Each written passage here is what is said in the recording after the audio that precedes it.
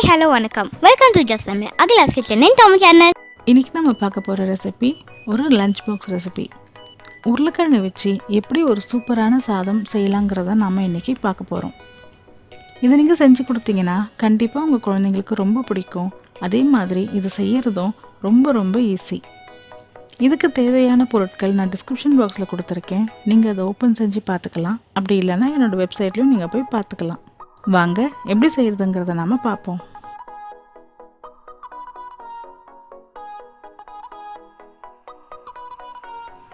ஒரு கனமான பாத்திரத்தில் 3 டேபிள் ஸ்பூன் நல்லெண்ணெய் விட்டு நல்லெண்ணெய் சூடானதும் நாம் 1 டீஸ்பூன் ஜீரகம் ஆட் பண்ணி அதை ஸ்லைட்டாக வறுத்துக்கலாம்.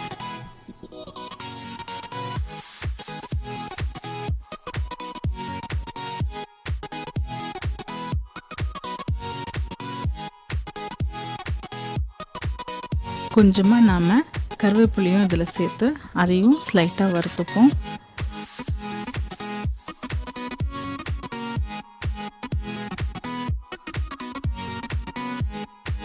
இப்போ நான் 2 பெரிய வெங்காயத்தை நீல வாட்டில் கட் பண்ணி எடுத்திருக்கேன். ஸோ அதையும் ஆட் பண்ணி நம்ம நல்லா வதக்கிக்கலாம்.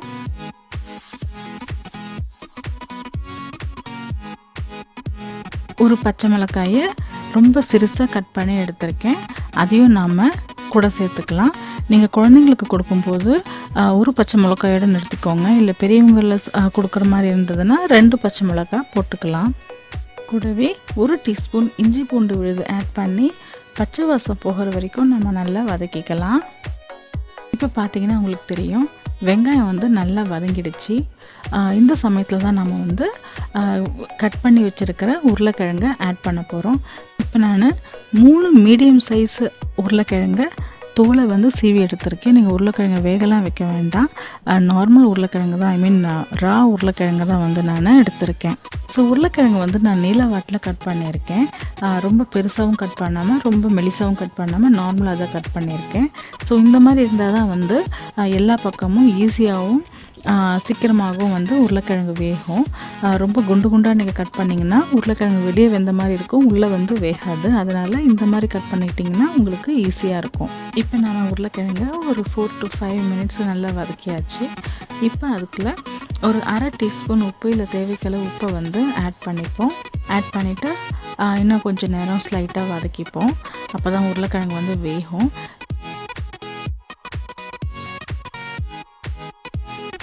உருளைக்கிழங்கு ஆட் பண்ணி கிட்டத்தட்ட 8 மினிட்ஸ் ஆகிடுது. இப்போ நம்ம 1/4 டீஸ்பூன் மஞ்சத்தூளும் 1 டீஸ்பூன் மிளகாய்த்தூளும் ஆட் பண்ணிக்கலாம். ஆட் பண்ணிவிட்டு உருளைக்கிழங்கு நல்லா கிளறி விட்டுக்கோங்க.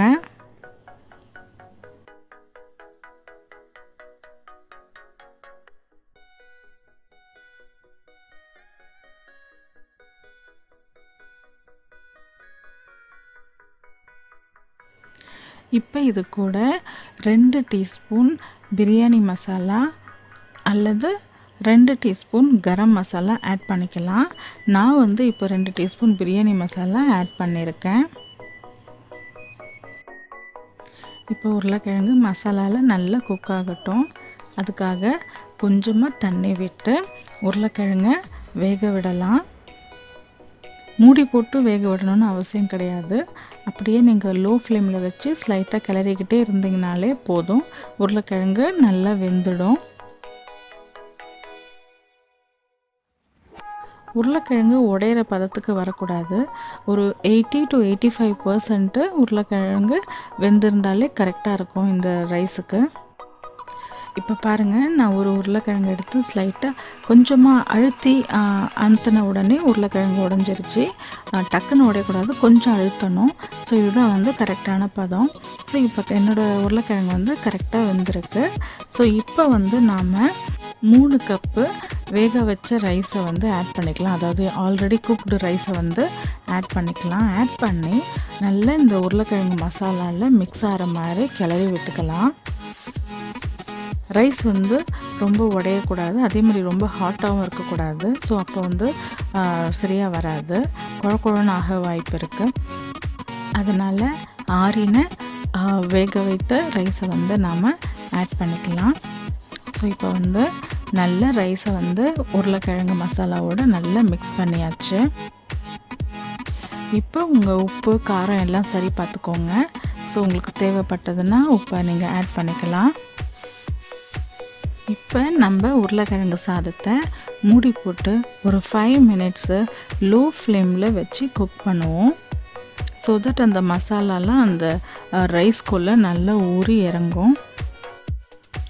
உங்களுக்கு ஸ்லைட்டாக புளிப்பு சுவை வேணும் அப்படின்னா ஒரு அரை எலுமிச்சை பழத்தை சாறை நல்லா பிழிஞ்சு ரைஸ் கூட மிக்ஸ் பண்ணிக்கலாம்.